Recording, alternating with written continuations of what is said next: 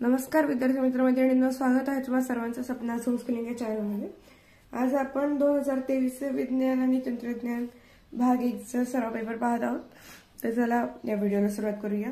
या व्हिडिओमध्ये हा पेपर आणि या पेपरला सोडवलेली त्याची उत्तरे देखील आहेत, तर व्हिडिओ शेवटपर्यंत नक्की पहा। तर पहिला आहे दिलेल्या पर्यायापैकी योग्य पर्यायाचा क्रमांक लिहा। पहिला आहे विद्युतधारा निर्माण करण्यासाठी वापरण्यात येणाऱ्या उपकरणास जनरेटर म्हणतात। दुसरा आहे प्रकाश किरण जेव्हा घन माध्यमातून विरल माध्यमात जातात, दोन माध्यमांच्या सीमेवर लंब रेखेत आपाती होतं तेव्हा आपाती कोन हा 0 अंश असतो। तिसरा आहे 20 सेमी नाभी अंतर असलेल्या बहिर्वक्र भिंगाची शक्ती 0.20 D असते। चौथा आहे विद्युतधारेचा उत्तम सुवाहक ब्रोमीन हा आहे। पाचवा आहे भूपृष्ठापासून कृत्रिम उपग्रहाच्या मध्यम भ्रमण कक्षेची उंची ही 1500 किलोमीटर आहे। खालील प्रश्नांची उत्तरे लिहा। पहिला आहे वेगळा घटक ओळखा। ध्वनिवर्धक, सूक्ष्मश्रवणी, विद्युत चलित्र आणि चुंबक। तर चुंबक हे वेगळं आहे। दुसरा आहे सहसंबंध ओळखा। CuL2 तपकिरी, AgCl सिल्वर क्लोराईड। पुढे आहे योग्य जोडी लावा। स्तंभ अ व स्तंभ ब। पदार्थ त्याचा अपवर्तनांक। हवेचा अपवर्तनांक आहे 1.33। पुढे आहे चूक की बरोबर। तर तांबड्या किरणांची तरंग लांबी 700 nm च्या जवळ आहे, त्याचं उत्तर बरोबर आहे। पाचवा आहे पुण्यातील COEP college of engineering Pune या संस्थेतील विद्यार्थ्यांनी तयार करून इस्रोच्या मार्फत 2016 मध्ये अवकाशात पाठवलेला उपग्रह कोणता? तर त्याचं नाव स्वयं आहे। पुढे आहे शास्त्रीय कारणे लिहा, कोणतेही दोन। तर यातले मी दोनच उत्तरे दिलेली आहेत, कोणती मी ती तुम्हाला दाखवते। तर या कोणत्याही दोन मध्ये मी पहिल्या आणि दुसऱ्या प्रश्नाचं उत्तर दिलेलं आहे।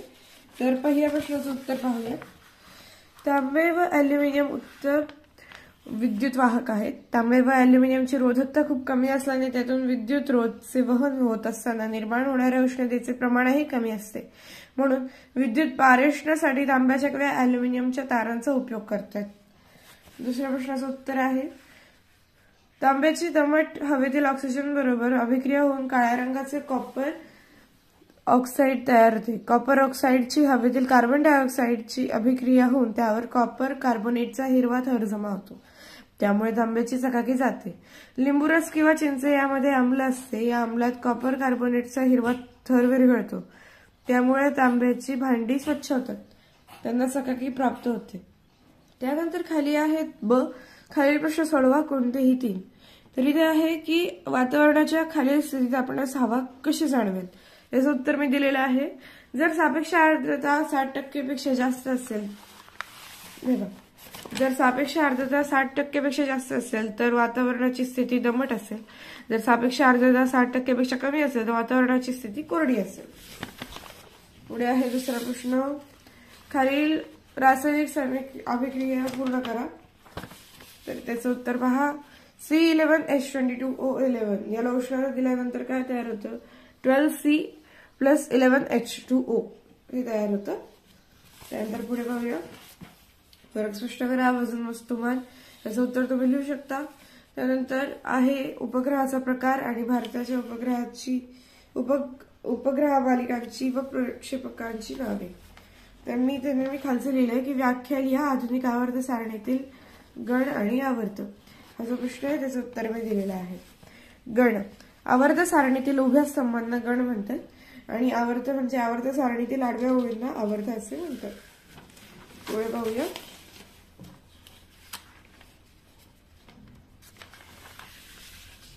पुढे आहे तिसरा प्रश्न। खालील प्रश्नांची उत्तरे लिहा, कोणतेही 5। तर याच्यामधले मी दुसऱ्या प्रश्नाचं उत्तर, तिसऱ्या प्रश्नाचं उत्तर, तर यातलं मी दुसरं, तिसरं, त्यानंतर 5वा प्रश्न आणि तसंच पुढे 6व्या प्रश्नाचं उत्तर दिले आणि इथे 8व्या प्रश्नाचं उत्तर दिले। अशी मी 5 प्रश्नांची उत्तरे दिली आहेत। हे पहा। दुसरा प्रश्न आहे मूलद्रव्याचा अणुअंक 11 आहे। मूलद्रव्याचा गण पहिला आहे। हे मूलद्रव्य तिसऱ्या आवर्तात आहे। त्यानंतर तिसऱ्या प्रश्नाचं उत्तर आहे किरण AB बरोबर आपाती किरण। किरण CD हा अपवर्तित किरण आहे आणि किरण GH हा निर्गत किरण आहे. 5वा आहे तिथे आपल्याला घटना दिल्या होत्या त्यातला बदल आपल्याला ओळखायचा होता.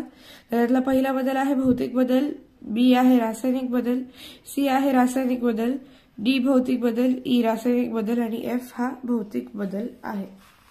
तर तुम्ही व्हिडिओ मागे घेऊन सुद्धा त्या घटना पाहू शकतात आणि घटना पाहून मग त्यांचे उत्तर तुम्ही लिहू शकतात. हा प्रश्न फार सोपा आहे, तुम्हाला सहज लिहिता येईल.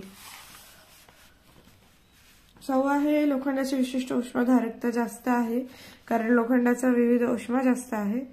6 या मूलद्रव्याची विशिष्ट उष्माधारकता सर्वात कमी आहे कारण त्याचा विशिष्ट उष्मा कमी आहे. पदार्थाला 1 डिग्री सेल्सिअसने उष्णता वाढवण्यासाठी लागणारी उष्णता म्हणजे विशिष्ट उष्माधारकता होय. नंतर आपल्याला इथे 8वा प्रश्न दिलेला आहे हायड्रोकार्बनचा तक्ता. तो पूर्ण करायचा आहे. तो पूर्ण करताना पहा संपृक्त असंपृक्त, त्यानंतर संपृक्तमध्ये अल्केन, असंपृक्तमध्ये अल्किन आणि अल्काइन. संपृक्तमध्ये पहा CnH2n+2, असंपृक्तमध्ये CnH2n आणि अल्काइनमध्ये CnH2n-2. संपृक्तमध्ये पहा उदाहरणार्थ इथेन आणि असंपृक्तमध्ये इथिन आणि इथाइन. अशा प्रकारे त्यांचे फरक आहे. त्यानंतर आधीचे प्रश्न जे सोडवले होते तो पहा इथे आहे एक, इथे दुसरा आहे, हा तिसरा आहे आणि हा चौथा आहे. इथे तुम्हाला घटना दिलेल्या आहेत त्यातला भौतिक आणि रासायनिक बदल तुम्हाला ओळखायचा आहे. पुढे आहे आता आपला शेवटचा प्रश्न. खालीलपैकी कोणताही एक उपप्रश्न सोडवा. आकृतीवरून खालील प्रश्नांची उत्तरे लिहा. तर ही आकृती दिलेली आहे आपल्याला. ती आकृती आहे दूरदृष्टिता या दोषाची. तर पहा दुसरा प्रश्न आहे हा दृष्टिदोष निर्माण होण्याची कारणे कोणती. तर आपल्या 7व्या धड्यामध्ये ही सर्व कारणे दिलेली आहेत. आपण आता दुसऱ्या प्रश्नाचं उत्तर पाहणार आहोत की खालील सारणी पूर्ण करा. सामान्य नाव, रचनासूत्र आणि त्याचं IUPAC नाव. हे बघा सामान्य नाव आहे एथिलीन, रचनासूत्र आहे CH2 double bond CH2 ethyne. Acetylene मध्ये ट्रिपल बॉन्ड आहे त्याचं IUPAC नाव इथाइन होतं. ऍसिडिक ऍसिड मध्ये सिंगल बॉन्ड आहे त्यामुळे ते इथेनॉइक ऍसिड होतं. तर COOH हे आहे त्यामुळे ते इथेनॉइक ऍसिड होतं.